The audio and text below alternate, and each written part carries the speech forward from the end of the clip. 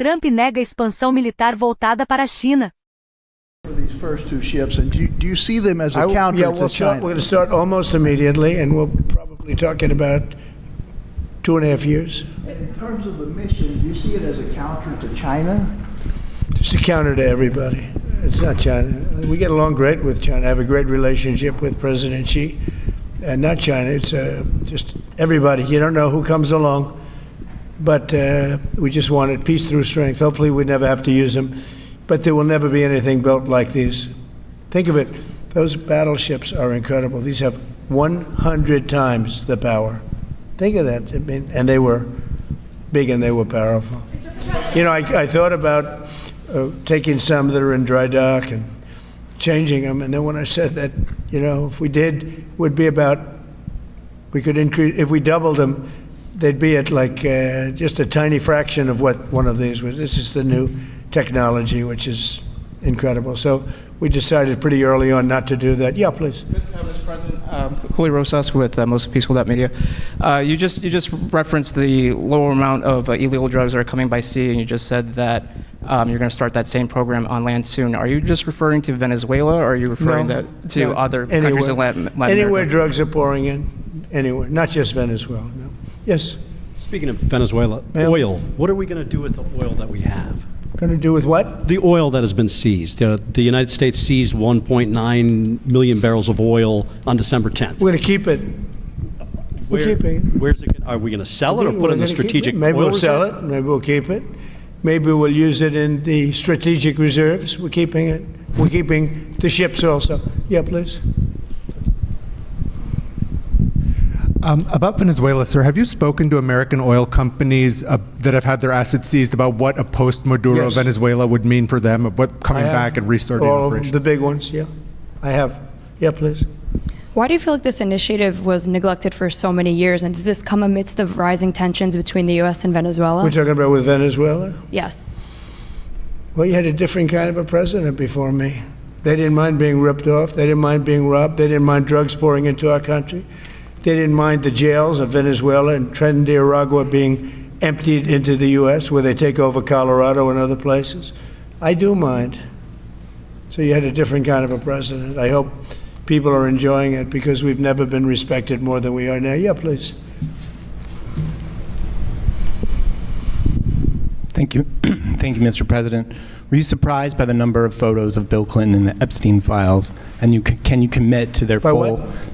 And were you surprised by the number of photos of Bill Clinton in the Epstein files? And can you commit to their full release by the end of the year? Some of the victims were protesting that too many of them were redacted. I know there are a lot of people that are angry about all of the pictures of other people, you know, but I think it's terrible. Look, I like Bill Clinton. I've always gotten along with Bill Clinton. I've been nice to him. He's been nice to me. We've always gotten along. Respect him.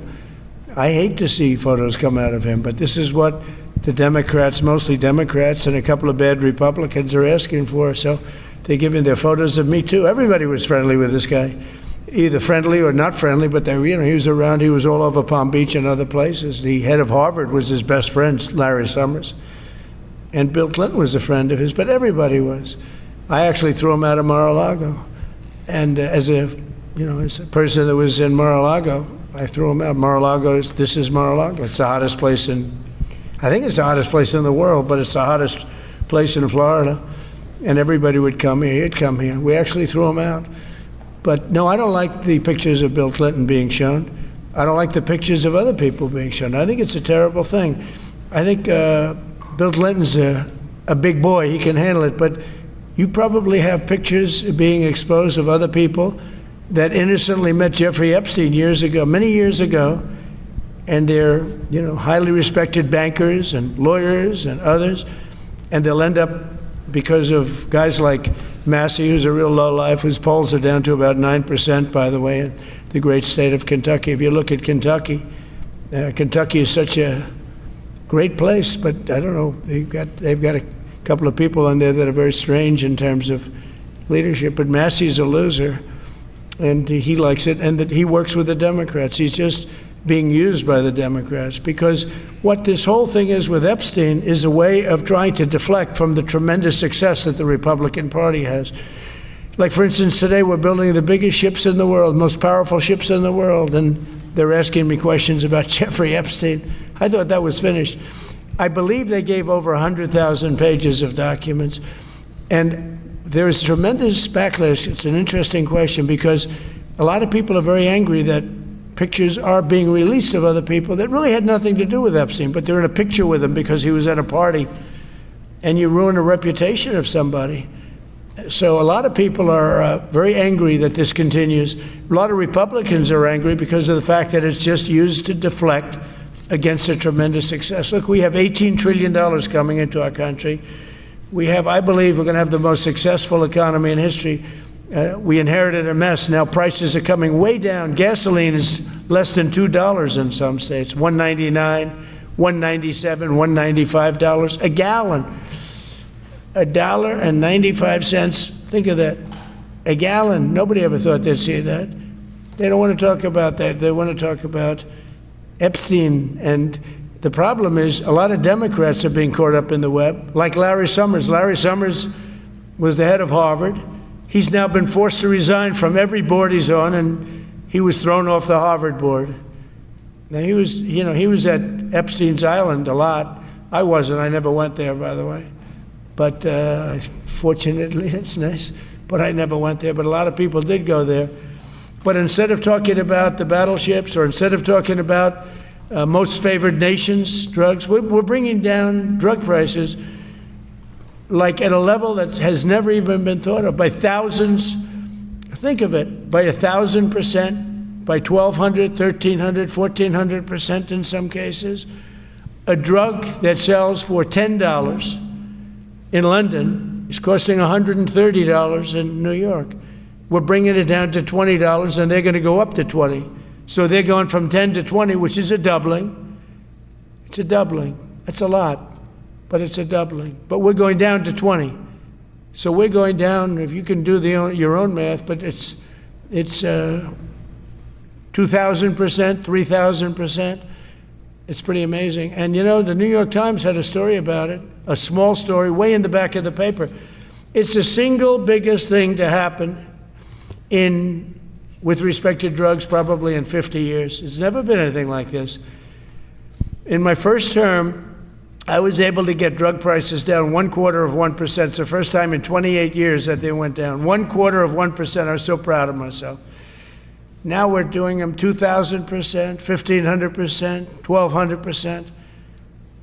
That pill that sold for $130 will now be selling, as an example, for $20, because the rest of the world took advantage of us. Without tariffs, I could have never done it. I called up the heads of the countries. As an example, France, I spoke to a very good man, President Macron of France, and I said, Emmanuel, you have to raise your drug prices. He said, no, we will not do that. I said, you have to. He said, no, I don't want to do that. Look, you're asking me to go to $10 to $20. You're going to come way down to 20. We don't want to do that. Now, in all fairness, no other president even tried. But if they did try, there was actually a fake story in stupid USA Today. I didn't even think they make it anymore. I haven't. But I saw a story where Biden was trying to do this. Biden never tried to do it. Biden didn't know he was alive. He never tried to do it. But they're taking it from $10 to 20. So he would say, and the other leader said the same thing. No, we won't do it. I said, no, you're going to do it 100%. They said, nope, we're not doing it. We're not going to double our price. Because, again, if you go from $10 to $20, they're doubling their price. We're coming down, though, from $130 to $20, because we're going to get the lowest drug prices in the world. Whatever the lowest price is called favored nations. We're going to have the lowest price. So I said, no, you're going to. No, I will not do this. Politically, it's unacceptable. I said, Emmanuel, you're going to do it 100%. Please accept it now. Be nice. You're going to do it 100%. No, I will not. I said, yes, you are.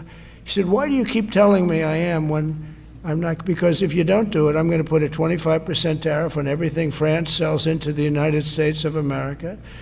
And that's approximately 20 times more than I'm asking for with respect to drug prices. He said, I see. I agree to do it. Every other country said the exact same thing. They all said, no, I will not do it. I said, all right, on Monday morning you'll have the 25% tariff, everything you sell. In the case of France, it was wine, champagne, cars, everything they sell. It's 25 to 30 times the price of what we're talking about, at 25%. Every single country agreed. And that was a big problem. The drug companies were difficult, but fine, because we have a certain control over the drug companies. We had no control over these foreign nations. So every single country has agreed to do this. So we will take that pill price down, as an example, talking about not just pills, we're talking about everything. We'll take it down from $130 a pill down to $20 a pill. And the rest of the world will take it from $10 a pill up to $20. It's the biggest thing ever to happen, and it's barely covered in the New York Times, because it's a fake newspaper. Yeah.